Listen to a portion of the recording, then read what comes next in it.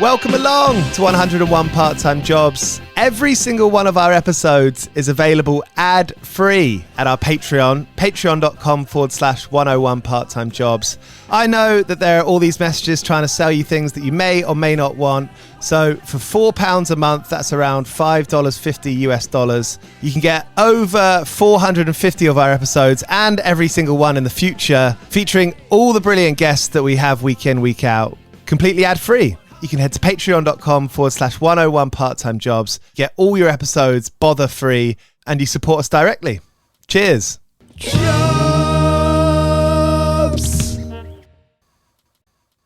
101. The reality of being an actor, well, certainly for me, there are actors out there who work full-time, and I'm really happy for them. But the reality of it is, I went to London to train, and I always thought, well, I'll be able to do this full time, but it doesn't tend to be that way. And I can take myself out the equation here and talk about some amazing actors who are out there who might be. I remember my friend was in a huge film, but then after finishing filming that film, he didn't work for a year, and then he attended the premiere of the film.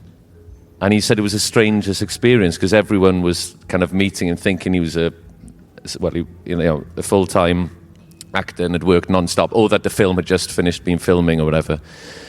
Yeah, but you're waiting for the phone to ring essentially, and you're not in control of it. So I thought I've always been a very creative person, and I thought I've got to do something to keep myself creative. So I considered starting a hummus company because I came to Green Man on a stag do.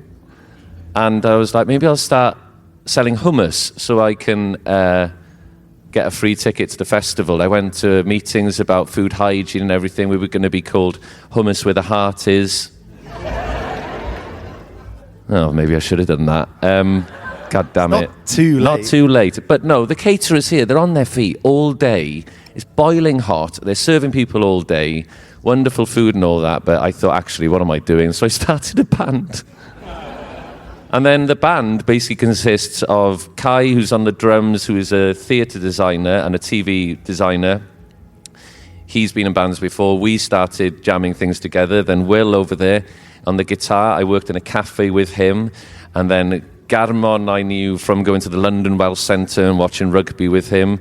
Rodri Brooks is a pedal steel player who's known in Cardiff. And Dylan Morgan I'd looked up to playing in a band called Boy Azooga. And that's it. That's how it started. And you wrote the list of these members. You're like, okay, I'm going to call each and every one of them and recruit them. No, it happened really, like we didn't audition or plan to have anyone. We just kind of said, do you want to be in it? Yeah, cool, all right then. Yeah, so it's. I feel very, very lucky to be in the band with my fellow band members. We all get on really well. And yeah, nice to hear that you thought we were tight. That's what miming achieves, you see. You laugh. No, it was amazing yesterday. Thank you so much to you all for coming. It was really an incredible experience. It takes a long time to get pretty good at playing an instrument, being in a band. That's a lot of time, that's a lot of years, a lot of money. And it is quite funny because it's quite ridiculous to kind of decide to do that and keep on going. There's enough times to give up. What do you think is, from the very start up until now, what do you think is the thing that's kept you wanting to do it and turning up at band practice, turning up on the rainy Tuesdays when you need to do some admin?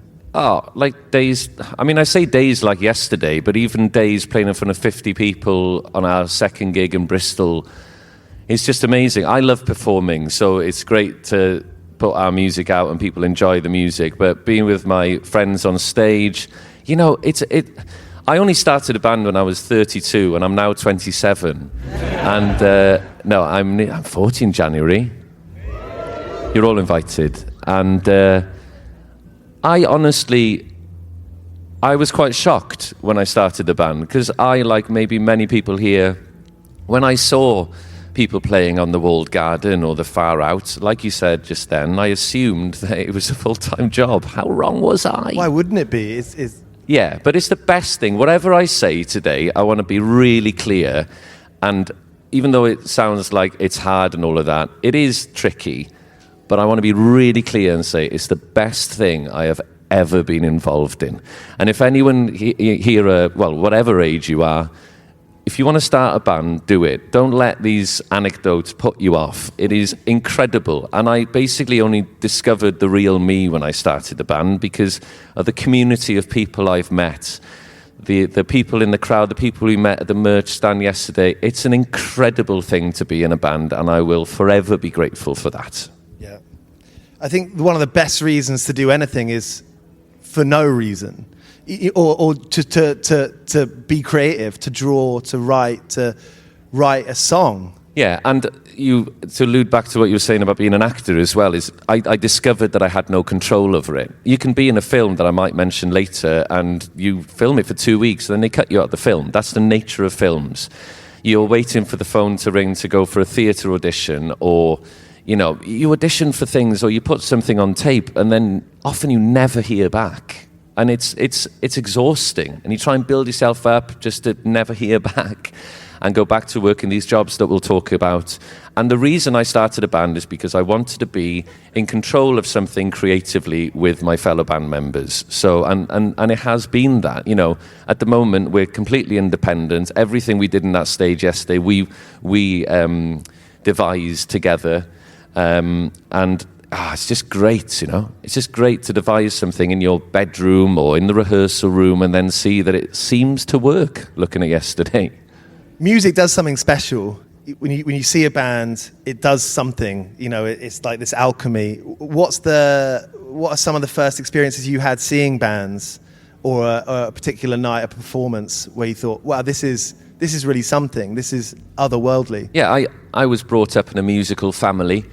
My father's family were incredibly musical, and every Christmas we get together and bring an acoustic instrument and we have a jam together. I've known that all of my life. I played saxophone and guitar and piano from an early age. But like I said, I didn't think I could find something. I wasn't original enough. I had all these kind of, imposter syndrome, whatever it's called. I couldn't start a band. But there's no such thing as originality, as we all know. This is that point, Giles, where my wife told me, make sure you listen to the question. Sorry, Han. What was it? The non sequiturs. I think it was the 25th of October. And you started the band at 32. Yeah, I started the band at 32. And, I did. So what, were you playing music? Well, I was acting before, working in cafes, working in call centres, doing all that stuff, and it was just starting to get me down. And I spoke about Boy Azug earlier, seeing Dylan play with them, and it was really inspiring. And I think Davey from Boy Azug said something similar to, like, it's so cool being out there and then one day being up there. That's exactly how I feel about it all the time. I never, ever... I really never want to let it get to my head. I want to keep my feet on the ground, because we're playing a bloody Green Man, and Green Man is the best festival in the world. And we played Glastonbury a couple of weeks ago, and it's crazy, And when you're on tour and you go to somewhere like Sheffield or Manchester, and there's people in the room singing your songs, it's just unbelievable.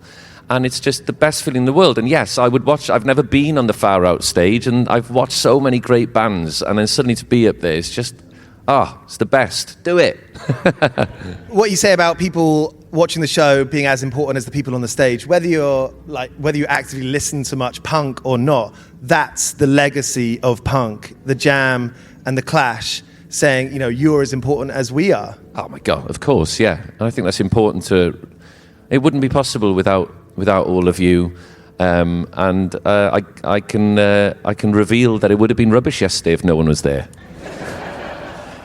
So please do tell, what is one of the first jobs that you had that sort of was a bit shite? Okay, there are so many, and we've only got 6 hours, so strap yourselves in. No, we've only got about another 45 or something like that. But one that comes to the top of my head that kind of sums it all up for me was And one of the worst was I worked in a call centre selling solar panels and breast enlargements.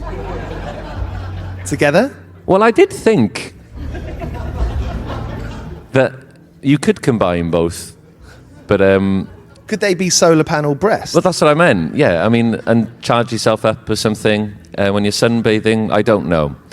It's not for me to say. But so yeah, I was working there, and then I got a phone call from my agent to say, "You've just been cast in The Martian with Ridley Scott directing," and I was like, oh my goodness, it's incredible. And I remember my last day working at the call centre selling breast enlargements and solar panels.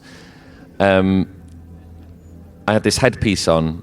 I had, like a phone headset. And I remember being like amazing. And I took it off and I put it down and I walked out. And before you know, I'm flying out to Budapest. And for 2 weeks, I filmed with Ridley Scott. I ended up playing table football with someone. I had no idea who he was and until people started gathering around. And that was Donald Glover, otherwise known as Childish Gambino. For those of you who know who that is, I didn't, which is quite fun. He was a lovely guy. And anyway, yeah, and sitting next door to Jeff Daniels playing acoustic. I'm bigging myself up here, by the way, and name dropping because it's going to go down very quickly, by the way. And then I remember sitting in the NASA control room. I put a headpiece on, and my job was to try and save Matt Damon. Bless him, he was stuck on the planet Mars. And 2 weeks later, I walked back into the office in Camden, and I put a headpiece back on, but this time to sell solar panels and breast enlargements. So it changes like that. And just to top it all off, they cut all my scenes. Well, I'm in there, but a bit like an extra, which I'm not.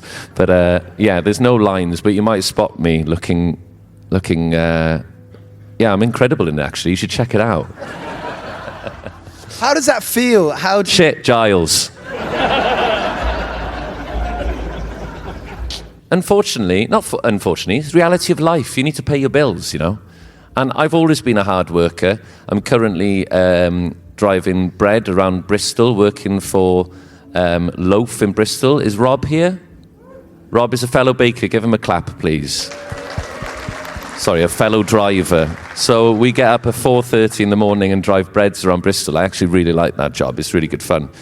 And it hasn't affected my sleep pattern at all. Sorry, where were we? Hello, Giles. Ridley Scott directed the Hovis advert. That was Ridley Scott's Did he? first. Right, okay. He probably got me the job. You know what? You're quickly back into the mode of, oh my God, I need to pay my bills. You're very quickly, you can moan about it, but it's not easy to get a job. So at the moment, I'm grateful to have a job. And those things can change very quickly. People are not very, speaking to, or maybe I listened to Katie J. Pearson speaking to you and how she was fired from her pub job because she had a gig on. I kind of understand it as well. Why would you employ someone who needs to walk out the blue to go and play a gig somewhere? They don't care. They just want you to wash their plates or sell their solar panels. I think you have to be lucky to work with. I think everyone in this room knows it doesn't. You could do kind of any kind of job, but it's the people that you work with that really massively makes it what it is. It's really, really tricky to find a job that is flexible and understanding to artists and creatives because, that's the hardest thing. There are loads of jobs. There are loads of jobs that we could do, but we can't do them. And it's a big question, right? Because if someone says, I'm an artist, so I don't want to work that job, give me the time, give me the money to do my art. Obviously, there's going to be a lot of people being like, what are you? What are you? Yeah. But I guess that's a complicated thing to process or that's not a linear thing to think about. I'm not sure how to deal with that one. No. Are you talking about the people that employ me? Or just the idea of you deserve to be an artist. Anyone deserves to be an artist. I think everyone should have the Of course. Oh my time and goodness. space to The do it. artists who made the Save the Mill signs yesterday. Any of you in here? Shout woo if you did. That was amazing. We asked people to make a few signs. My wife couldn't see me on stage because there was a big sign in front of us saying Save the Mill. But the mill is very important. And there were so many artists there. We have a song called I Paint Dogs. And that song is about when I went to see a relative's artwork in an exhibition. And all of his pictures had stickers, those red stickers on them. And I said, my God, I said, you've sold all your pictures out. That's amazing to be a full-time artist. And he said, don't be silly, he said. The only way I can make money out of my art is by painting people's dogs. And by that, I don't mean painting your dog. Please don't do that. But yeah, and then I wrote that song because it's about us having to work all these, and then they're usually not great jobs, I also do some role play work. I've been a lorry driver in front of a bunch of lorry drivers, and it's basically like a health and safety role play.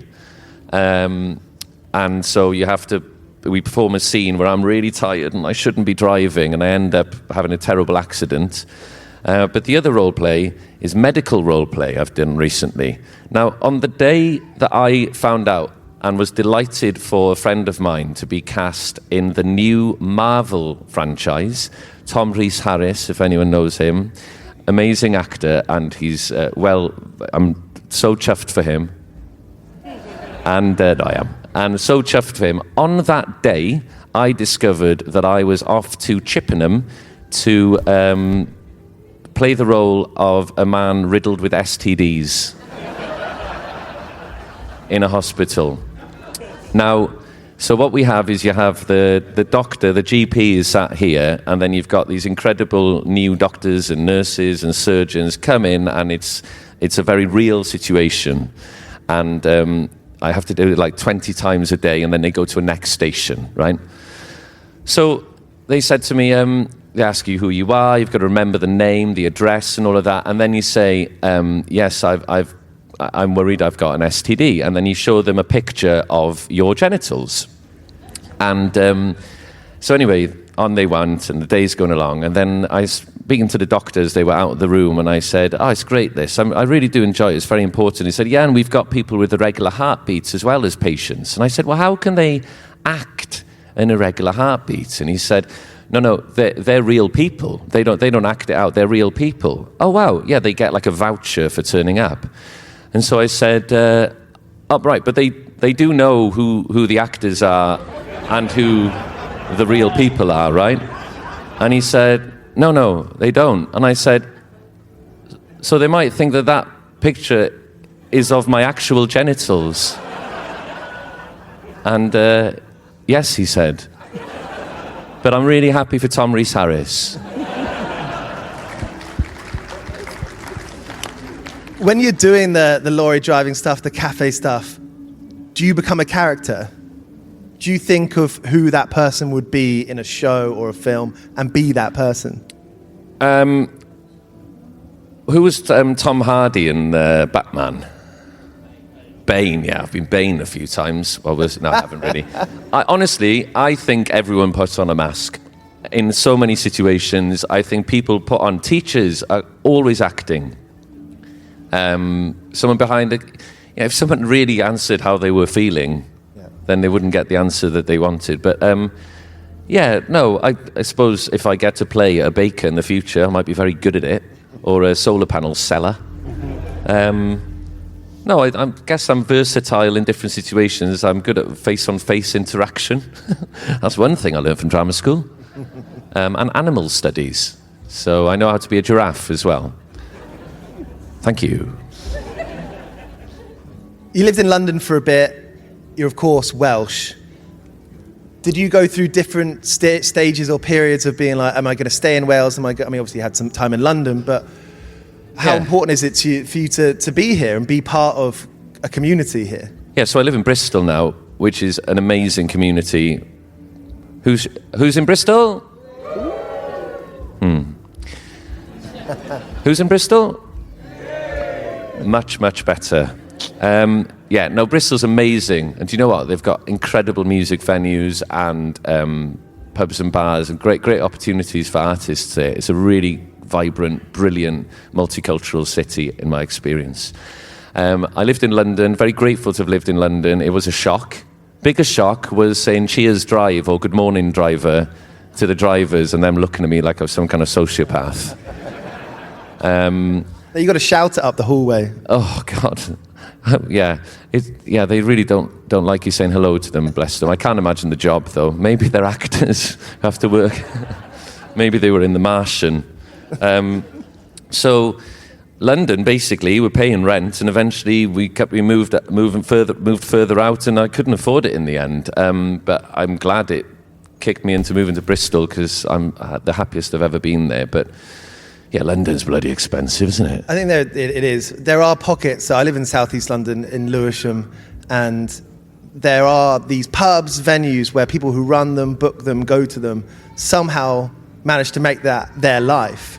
That's an idea that I'm quite interested in. Is like, how can you make something your life? You know, you could work at the bar, you could book the bar, you could play at the bar, and make that your life.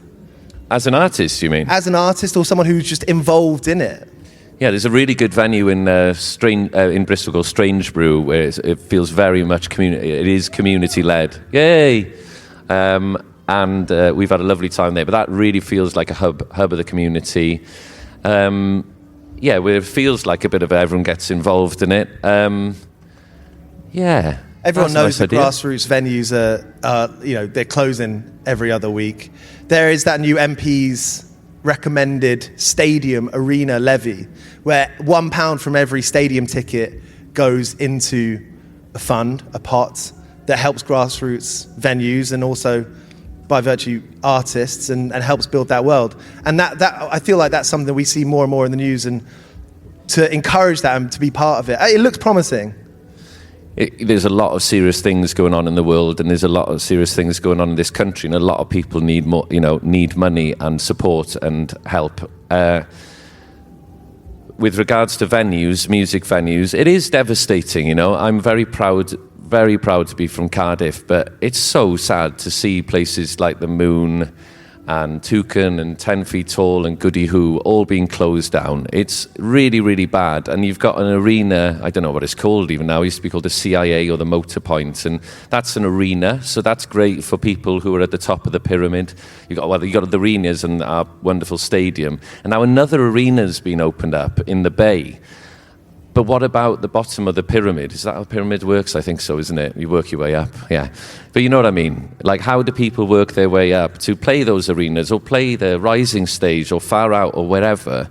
Without the Moon and without Goody Who and 10 Feet Tall and places like that, bands like us wouldn't exist. So if £1 from each ticket from the stadium gigs can go towards that. If it helps, great. If we see results of it. Bristol, there are so many good venues still open there. So we call it the City of Music, but I think a lot more could be done to protect grassroots music venues in Cardiff and many other cities and towns. And they are the best place to hang out in. Yeah, the dirty, dingy, stinky ones. That's the ones we love, isn't it? When your feet stick to the floor. I absolutely love them. That's it's got that cheers thing. You walk in, you see that person you kind of recognise. Maybe you're not onto chatting terms yet, but it's home. You're welcome. I think we all have a desire to feel welcome somewhere. Yeah. The world can be such an unwelcoming place that a lot of these venues really do home you. Yeah, and hopefully our album Mill on the Hill, there's with a lot of our music, like I Paint Dogs, or a lot of our songs are seen by some as silly. But there's a serious message behind a lot of them, and I guess with a mill concept as well. It's if you haven't seen it yet, do go on. There's this channel called YouTube, and we've put a mockumentary together called Nothing Matters, with the wonderful Rodri Brooks playing the journalist, and interviewing me trying to save the mill, but also visiting these music venues, because I suddenly realised Rodri reminds me there's a parallel where there's music venues being closed down. So the concept is, save our mill, but it's parallel to, without these venues, you wouldn't have bands like us. Some might want that, actually, I've just realised. But it's a really, really serious issue for the music industry, for sure.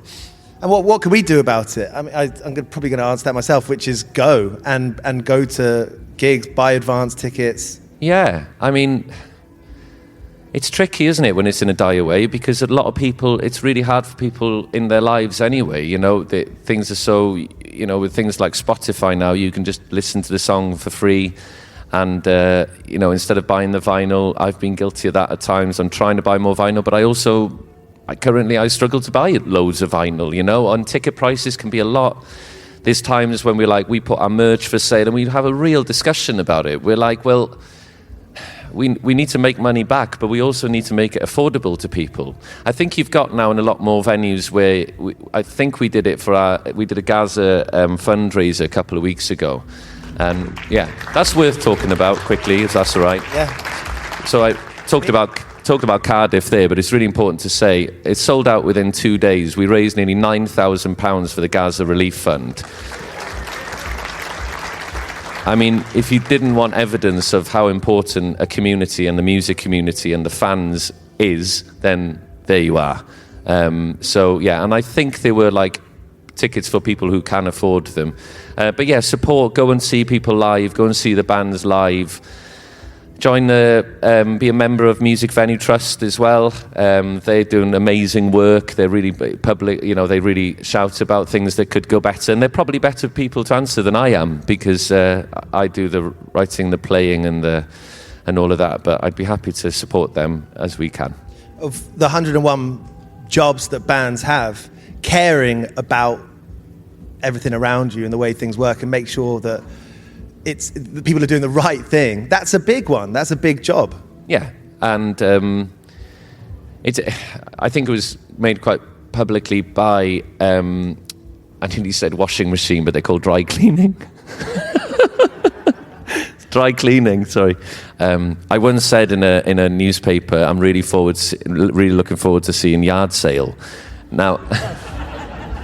And then and it got printed, and of course Yard Sale's a pizza shop that was near me in Walthamstow at the time. Yard Act, I was trying to say. So dry cleaning, I think, we're playing a show in Camden, and the venue was taking 25 or 30%. And that is the best way to support bands is by buying their music on vinyl or CD if you can afford it. But also merchandise is incredibly important to us because it does pay for petrol, it pays for guitar strings, it pays for all sorts of things. We are selling the merchandise at the Rough Trade store.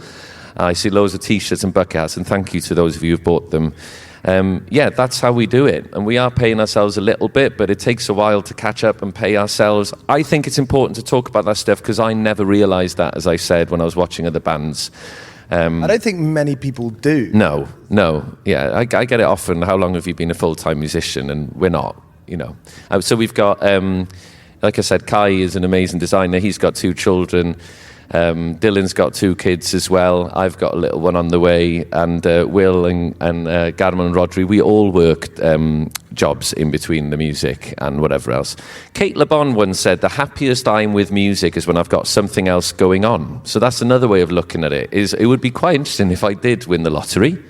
And or you know, I was paid enough for something and then I just had all my time to write music. Maybe I'd find that quite odd because having like deadlines or limit amount of time to write something, yeah, it's tricky, especially when it doesn't pay because it's hard to justify it. Do you know what I mean?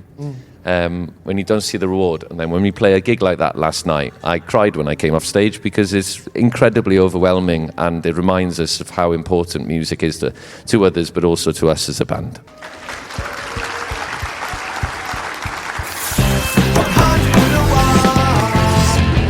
I think for a long time, artists have been ashamed to admit that they've got part-time jobs because we've grown up with U2 or Guns N' Roses, and it's this velvet curtain that now has to go because we understand how everything works, the economics of it. I came from what I would probably describe as a middle-class family. My parents came from working-class backgrounds and worked really hard to get to where they needed to. And I think I saw Sam Fender saying, you know, how on earth are working class bands gonna make it? Because there's also, there are some bands, and it's wonderful that they're using their money towards that, but there must be bands coming from a background with more money because they seem to not work other jobs. And, it's great that they do it because a lot of them have amazing music, and it's better that they're spending it on that rather than some bad things. But for working class bands, man, I just don't see how they can afford it. Like, we're in debt now, it's really, really tricky. But I also don't want to put people off it, because I'll say it again, it's the best thing ever. How do you think you've managed to do it? If there's a few reasons how you've been able to keep being a band. The part-time jobs. Yeah. The 101 part-time jobs, Giles. Yeah, and the support of our partners, the support of our families as well, because, people are going away from their kids for 3 weeks on tour, and it's exhausting going on tour. You're in a van, but more than anything, you're away from your young family. So we're really, really lucky to have supportive families and partners as well, because without them, it wouldn't be possible either. So big thanks to them. And you're involved in putting out the record. You're involved in the artwork. Yeah, so we've got like physically going to print. You're sending it to print. Yeah. So talking of the community as well, like we've met some incredible people that aren't necessarily entirely music based. So Edie Morris is an amazing designer based in Bristol. She designed the that logo that's on your head, and the album artwork, and is amazing. She's doing really well now, selling some amazing tiles. Check out her Instagram, Edie Morris. And yeah, so again, her involved. We had Elliot come on stage with us yesterday as the Green Man. Very shy man. Yeah, he's Drag Idol UK champion, everybody. Check him out, Fruit and Fibre, he's called. And which member got to number 16 in Duolingo, the Welsh language? No, Will got to number 2, didn't you? Number 2? There he is. Get in. That's impressive. There's a brilliant picture, by the way, that Dylan took yesterday of the people who came to see the show. But as he stood up, and all he's got on the picture is 5,000 of you and just Will. I just think it was you got to frame that, mate. That is just an incredible picture. But yeah. The Welsh language is beautiful. Yes. Have you got any particularly favourite Welsh words that we could learn with you? What could I say today? Hiraeth is often used as one that's really a beautiful thing, which is a longing for something, but it's more than that. You can't use it. You can't translate it, sorry. Pili Pala. Pili Pala is butterfly. But maybe my favourite is Bwch Gota, which is a ladybird. But if you literally translate it, it means little red cow. I will. You know what the collective noun of ladybirds is? No. A loveliness. A loveliness of ladybirds. Oh, Giles. That's why you should listen to Test Match Special. Wow. But Duolingo, and also any of you learning Welsh, I said it on stage yesterday, is such a beautiful thing. We've had people come up to us saying they're learning Welsh because of the band, and if we're doing that, that's great, but that's because you're making the effort. So Say Something in Welsh is an app that's fantastic as well if you want to learn to be fluent, and you're basically keeping the language alive, because I was privileged to be brought up in the language and people making the effort to learn it. I mean, it's amazing. It's not an exclusive club, anything like that. A language is available to everyone. Everyone's welcome to learn it. It's nice to learn about these regional areas and regional languages, because they are important. Massively. They are community. As Gweno told me a few weeks ago on this show, AI doesn't quite understand Cornish. So if you want to survive AI, if you want to survive the apocalypse, learn to speak Cornish. Yeah. It doesn't quite get Welsh right either, I'm glad to say. But languages are so important. So great to see Kneecap in Irish. That's so cool, isn't it? That people tell us all the time, I've no idea what you're singing about, but it doesn't matter. Like I listen to so much music from, I don't know, Sudan or Japan, and it's just, I like the music and the words sound great to me, and it's so cool hearing Irish on that stage. So it's nice to have something to believe in as well, I think. When you get a band there is a message and you're like, I get this, that's as important as the music. Yeah, definitely. Yeah, there's a lot of passion behind it, of course, because it's a culture that's been messed with quite a lot, and we're very proud to share it, and I think there can be quite a people are very protective of it, but sometimes that can have, it can be approached in the wrong way. But I think it's so important to remind people that it's available to everyone, and I'm just so moved by people learning Welsh. It's a wonderful thing. Do you speak it at home? Do you speak it with your family? Yeah, well, Hannah, my wife, is learning, and my family, my home family, so I've got a few of them here. Hiya, bawb, chi'n iawn? I was brought up in Welsh. Yeah, and most of us in the band speak Welsh as well, and like you said, Will is learning as well, so yeah, it's great. Any jobs speaking Welsh? Yeah, good point. I once did typing up complaints about electricity poles in Snowdonia. Yeah, that was an interesting one. Yeah, I quite liked that actually. Yeah. Typing up in Welsh? Yeah, typing up. So they'd written it in Welsh and saying, Allam credu fan 'na bloody pylon yn cael ei adeiladu wrth ymlaen bloody ffenast. And writing, I can't bloody believe that there's a bloody pylon being built right next to my bloody window. It was great. Yeah, I enjoyed that. That was a good one. Has there been a gap in time of Welsh bands who have had this kind of cultural impact? Like, what do you mean by gap in time, sorry? Like, between like Gorky's and maybe now, like Melin Melyn. In the 2010s, were there many Welsh bands? Absolutely, yeah. I mean, there's been bands. That's the thing. This is my ignorance and my problem. That's not. I'm glad you asked the question. That's how people are going to learn. There's so many great bands from way before us. Well, centuries ago, really, isn't it? But and also we sing bilingually. There are incredible bands who sing just in Welsh and bilingually as well. And it's been happening all this time. And then every now and again, it'll be picked up by a radio station or by a magazine. I think it was we did an article for NME and it was called Cool Cymru 2.0, and we're not so cool with a Cool Cymru logo because that's more for people outside of Wales, because we know that language has been there the whole time. Yeah. But it was great to do that interview because it reminded people of how much is going on. But yeah, there's great bands. Gwen obviously is doing amazing stuff. Griff Rhys has got a Welsh language album coming out. He's done loads by by just being himself and just by writing things in Welsh, and people, he's definitely an inspiration. Gorky's, there's really good young bands out there. Peace Melin, who are on the Walled Garden, I think, who are a fantastic band. You've got Bitu, I really love. You've got Ynys, you've got Chwaer Fawr is a really great band. Is Chwaer Fawr or Chwaer Fach? Chwaer Fawr. Yeah? No. Okay. Chwaer Fawr, isn't it? Anwaith? Adwaith as well. I mean, yeah, they're a champion of it as well. I think they sang all their songs in Welsh. We only sang one song in Welsh yesterday, but it was just, we were just following the concept. We'd love to do a Welsh language album one day. I think Mung, when Super Furry Animals released Mung, that was a massive moment though, definitely. That was in the 2000s, I think, wasn't it? And that went into the top 40. I'd listened to a lot of Welsh language music, and with any language, there's certain types of music that you don't like and do like. And when I heard Gorky's on Bwyd Time or Tatai, I was like, oh my God, you can write music, Welsh music like this. And then Mung came out, and Catatonia did a lot of great stuff as well. Yeah, there's so much of it. We did a show on, if it's all right for me to mention another radio station, Garmon and I did a show on NTS Radio where we went through the ages from the 70s up till now. We ran out of time because there's so much incredible music in the Welsh language. A really good one as well, and I've seen Andy Vattel is going to be here later. He and Griff put together a compilation called Welsh Rare Beat. There's Welsh Rare Beat and Welsh Rare Beat 2. And it's just full of Welsh psychedelic folk music.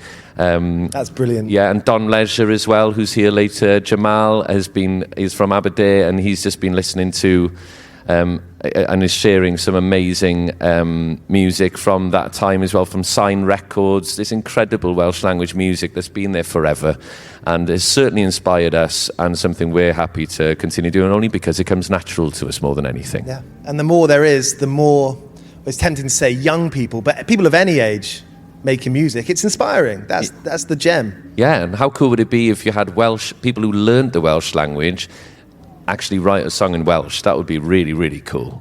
Big time. Yeah. Big time. I think we're coming up to the end of our morning, so thank you so much for spending your midday with us. Thank you. This is great. This is really nice to chat. I'm a big fan of the work fuck-ups.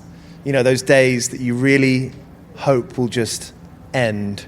I talked earlier before you came on stage, I nearly took off a finger when I was doing some labouring. Still have it though. Wow. Yeah, that's all right. That's an engagement ring, by the way. Oh, right. It's not what's keeping your finger together. Bit of both. Yeah. And I'm a big fan of I think when you're playing music and when you're playing and you're working lots of jobs, you inevitably just get confused and you don't really care. You're not really in the moment. Yeah, but it also, just to say, it also inspires, right? So when you're working all these difficult, weird jobs, like I wrote in I Paint Dogs about picking up a nappy plate. Because when I worked in a cafe with Will, someone left a dirty nappy on their plate.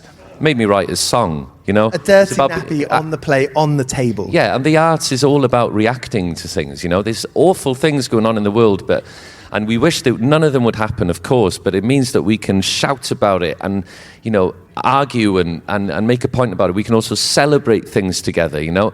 It's an amazing thing. And like I said yesterday, if you're thinking of starting a band, do it. It's an amazing thing to be a part of. And there are times when it's hard and you're thinking, why am I doing this? And then you get things like yesterday or this today or anything, like Green Man. It's the best feeling in the world to be in a band, and I couldn't recommend it highly enough. Cheers for that. Yeah. That's the message.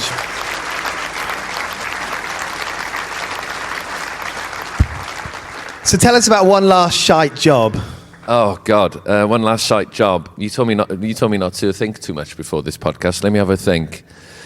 Oh God, yeah. Thank you, Will. What's that? Van driver in London at Christmas for a butcher without any training. So I turned up and they were massive. 3 London guys from a Turkish background. They were absolutely massive. One of them was a former policeman who drove me around and carried a machete under his chair. And the first thing they did when I arrived was, take this, Griff. And they chucked a dead pig over my shoulder. And I fell to the floor and I hurt my back. And then I got in the van and I drove round. I was 7 hours late. I dropped chicken on the floor, which they said, don't worry about it. And the tom-tom, a while ago, kept falling off. I took a bumper off a BMW. I later found out that I'd gone through a few red lights, and as I came back, he said, thing is, Griff, you're not cut out for this, you're just an actor, aren't you? And I went, yeah. And that was my job, to try and be more masculine. But there we are. That was another awful one. Rob, don't mention that to the boss, to the van driving boss. I'm a great driver. But yeah, there's been mostly bad ones, I'd say. What's next? The band is keeping on going. You're releasing great records. You're touring. You're acting as well. How does it work now with your acting? Do you? Well, it's the same. Like you're waiting. I'm the voice of the Welsh Chapel Dream on Channel 4's. Anyone watch that? 2 people. Thank you. That's great. I love doing voiceovers. If anyone is listening, I can do a sexy, sexy voice. Yes, and just waiting for the phone to ring, really, and working for Loaf. And I also do sport replays, which I really enjoy. Sport replays? Yeah, so I'm in the truck, and Wales-England, the last rugby game. If any of you saw that prop tackle Blair Murray as he ran through, that was me doing the slow down. That's a wicked job. I love that because I love sports. So that's probably the best job I've had in between. You're a multi-hyphenate. Your LinkedIn must be lit up. I'm spinning a lot of plates, Giles. I am spinning a lot of plates. But like I said, it's all worth it in the end. So the next for Melin Melyn is working on the dreaded second album. But let's say we're already thinking up a concept. And maybe the Millers need to get another job. We'll wait and see. Yes.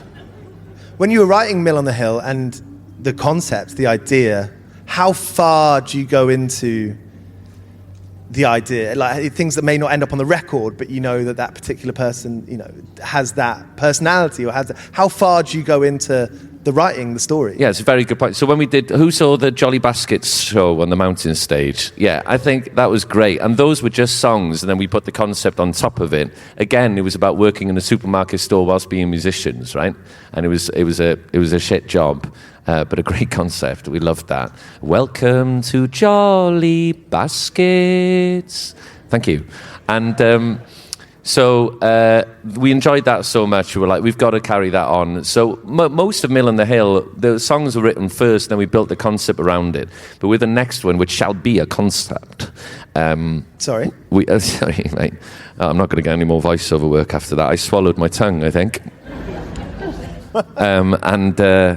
Yeah, so now we are thinking more concept. Well, we're writing songs, but we're thinking concept as we go along. So I'm really excited about the next one. It's going to be a lot of fun and maybe a bit darker. I think one thing that's brilliant about Mill on the Hill is the outfits. Yes. Tell us about that. How do you start putting them together? Where do you find the attire? They're from Service Works. You know Service Works? They sell clothes. Chef clothes. Yeah. And then we glued some flowers on. And fashion, baby. And then we put our names on. And then, I think costumes, like I said, a lot of us are from theatrical backgrounds. I'm a big believer in if you pay to go see a show, you should see some kind of show. I really believe in that. And having tried to carry a full-size door on tour, sometimes it goes a bit too far. So the costumes, I think that's going to be a forever thing now. And I don't know if they're here, but we had a few people actually make their own costumes that were exactly like ours. Are they here? They are. Stand up. Where the hell are your costumes? Can I ask them a quick question? Yeah. So we took our costumes off yesterday, right? And we loved thinking that you left them on and walked around. Did anyone stop you to congratulate you on the gig? They thought that you were in the band. Brilliant. Okay. Did you uphold the conversation? Oh yeah, we were milking it. Oh, brilliant. So you should. Maybe that's what you could do for album 2. You could be milkmen. Yeah. We're actually wearing mankinis for the next one, so good luck with that. Brilliant. Griff, thank you so much. Great to chat. 101 part-time jobs. Oh, thank you for having me, Giles, and thank you to all of you for coming today, and thank you for all your support through the years. We couldn't do it without you. And start those bands, and if you want to learn Welsh, and good luck with all your jobs. Start bands, learn Welsh. Cheers for watching. This is 101 Part-Time Jobs. You can find us on Apple, Spotify, and all podcast apps. We've done interviews with Aurora, Kneecap, Idols, Lauren Maybury of Churches, and loads more. So tap into 101 Part-Time Jobs on Spotify, Apple, and all podcast apps.